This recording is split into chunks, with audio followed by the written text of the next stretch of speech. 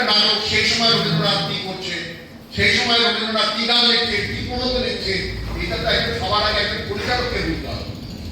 তো সেই জায়গা থেকে দাঁড়িয়ে দেখা যায় নিজের অগ্রগতি আজকে নানা ডাইরেকশন হচ্ছে, দেখবেন এই সময়ের সাথে কিন্তু সেটাকে মেলাতে পারবে। আমার মনে হয় এখানে থামি। আমার একটা প্রশ্ন আছে, সেটা আজকে ভারতবর্ষ যে বিষয়গুলো আমাদেরকে প্রতিনিয়ত ভাবাচ্ছে, যেমন আজকে যারা ভারতবর্ষ পৃথিবীব্যাপী বাজার দখল, অনেক ক্ষেত্রে তার পজিটিভ কিছু বেরিয়ে আসতে দেখি। নাটকের মধ্যে তো তার পজিটিভ মানুষটাকেও তাকে তো ভাবা আমরা চাই প্রগতিশীল নাটক বলতে সে প্রগতিশীল, সেই রকম নাটকের আজকের সময়ে অভাব দেখা যাচ্ছে। এটা আমার কাছে মনে হয় সেটা নাটককারদের লেখনির মধ্যে দিয়ে বেরিয়ে আসবে, আর সেটা হলে আমার মনে হয় ভালো।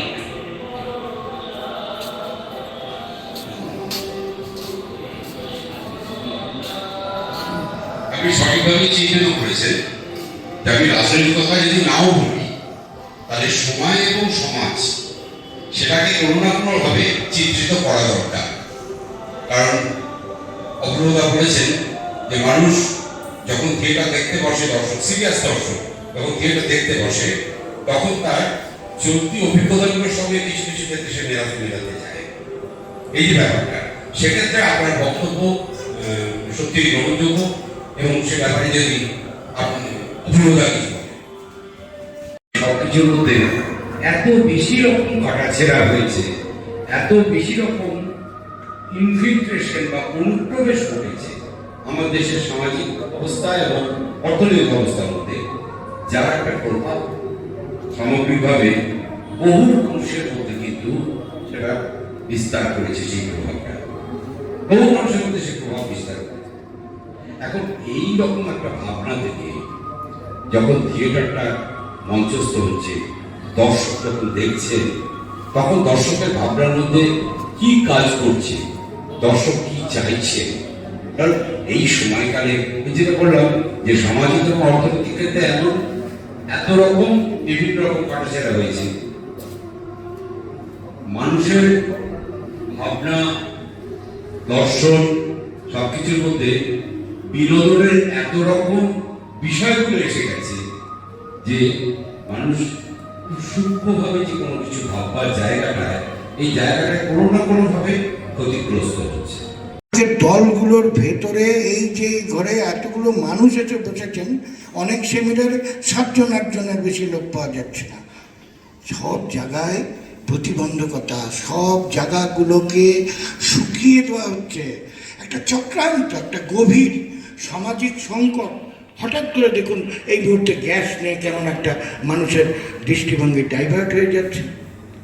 আমি অনেক দিন আগের কথা, আমি বিক্ষিপ্তভাবে কথা বলবো, কারণ 20 মিনিট ধরে কথা বলে কতটা বাদ যাবে, কারণ আমার প্রচুর মূল্যবান ভাবনা আছে।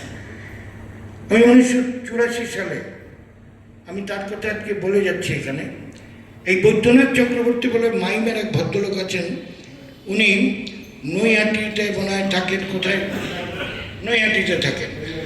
উনি ফারাক্কাবাদের কম্পিটিশন মঞ্চে তাক লাগিয়ে দিলেন, দর্শকদের তাক লাগিয়ে দিলেন। ফিরিসরা তখন যায়নি, তখন ওই প্রহরী যায়, নাট্যকল্লোল যায়, এরকম যায়, মানে অনেক সঙ্গমিত্রা যায়নি ফারাক্কায়, কারণ কাল আছে শান্তনু মজুমদারদের যাওয়া। তো এবার এই যে জায়গাগুলো কী নাটক করলো, সবাই আব্রু করছে, গৌতম মুখোপাধ্যায় বা আরও দল আরও নাটক করছে, চিত্তরঞ্জন থেকে আসছে, কোথার থেকে। এই বৈদ্যনাথ চক্রবর্তী কতগুলো ছোটো ছোটো বাচ্চা ছেলে নিয়ে গেছিল, আপনারা যারা জানেন না তাদেরকে জিজ্ঞাসা করে নেন। নাটকের নাম এক্সপেরিমেন্ট, এবং দুর্ধর্ষ অভিনয় করে ওই নাটকটি ফার্স্ট হয়েছিল। নাটকে কোনো কিছু সেট ছিল না, লাইট ছিল না, ছিল অভিনয়। তো এই যে আজকে বৈদ্যনাথ চক্রবর্তী যখন নৈহাটি ঐক্যতানে দেখা হয়, তখন এমন অমায়িকভাবে এসে সবার সাথে গড়িয়ে আলাপ করেন, দেখে আমার কষ্ট হয় যে ক্রাইসিস অফ সংকট, ওনার পরিচিতির ক্রাইসিস। ওনাকে কেউ জানেন না যে উনি কত বড় পরিচালক ছিলেন, কিন্তু বলা যাবে মাইকে